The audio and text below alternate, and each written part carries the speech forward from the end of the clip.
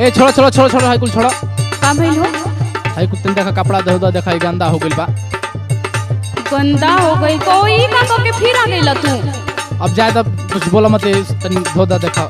अरे लर बहनू तोहार हमेशा लरिए बहत रहेला तू काहे के तू खाला की तो तू पान छोड़ दा आ की तो हमार जान छोड़ दा। अब मने ऐसन लागेलू तन के भकत है तब ऐसन मेहनत लगत है तो ए तनिके का जाके देखा घरवा में एक खाचा कपड़ा रखले बड़ा कुल ऐसे चुआ चुआ के बस।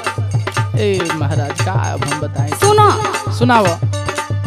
निमनो कपड़ा भाके घान करेला निमनो कपड़ा भाके घान करेला राजा पान खाके हमके परेशान करेला।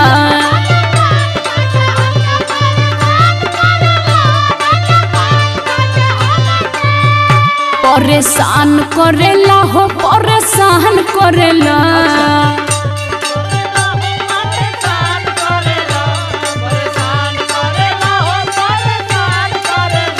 परेशान करेला हो परेशान करेला राजा पान खाके हमके परेशान करेला।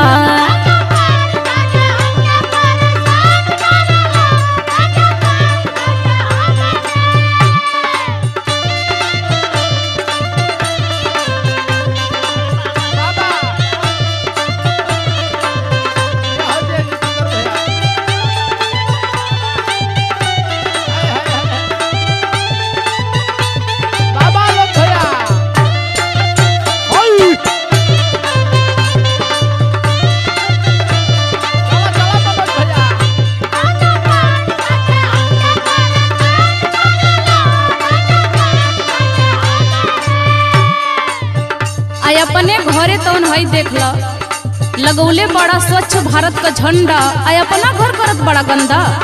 अब मने लागेलू अब एकदम बने तन किसा कहत है तने साफ कर दो हो तब। सुना सुनाव। रगड़ी रगड़ धोई छूटे नहीं दगिया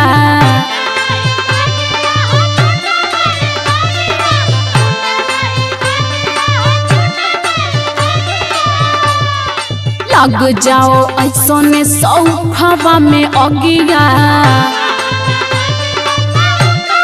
एकदम तू दिमाग खराब कर देवेला हमार। रगड़ी रगड़ धोई छूटे नहीं दगिया लग जाओ ऐसने सौखवा में अगिया। सोडाओ साबुन महजियान करेला सोडाओ साबुन महजियान करेला राजा पान खाके हमके परेशान करेला।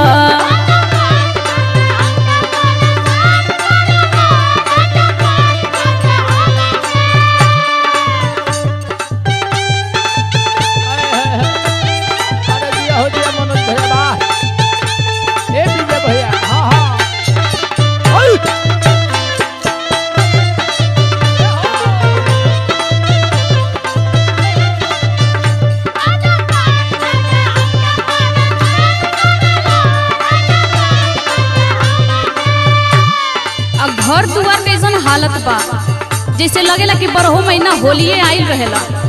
अब ऐसन हमर पान तारा आँखी में गड़ गइल बा। का पिचिर पिचिर तो फूकेला हो तू। अरे भाई तनी मन कर देला जनते बड़ू जीवान मान हो जाला ऐसे। लाले लाल घर बा दुआर बड़ा रंगले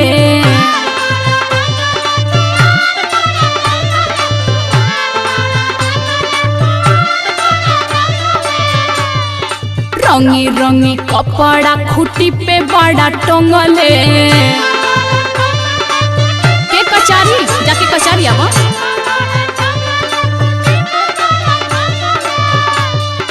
लाले लाल घर बा दुआर बड़ा रंगले रंगी रंगी कपड़ा खूटी पे बड़ा टंगले।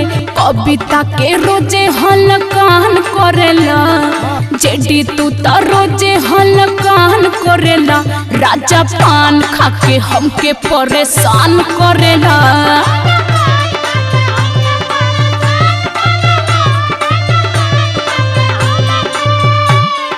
निमनो कपड़ावा के घान करेला, निमनो कपड़ावा के घान करेला, राजा पान खाके हमके परेशान करेला।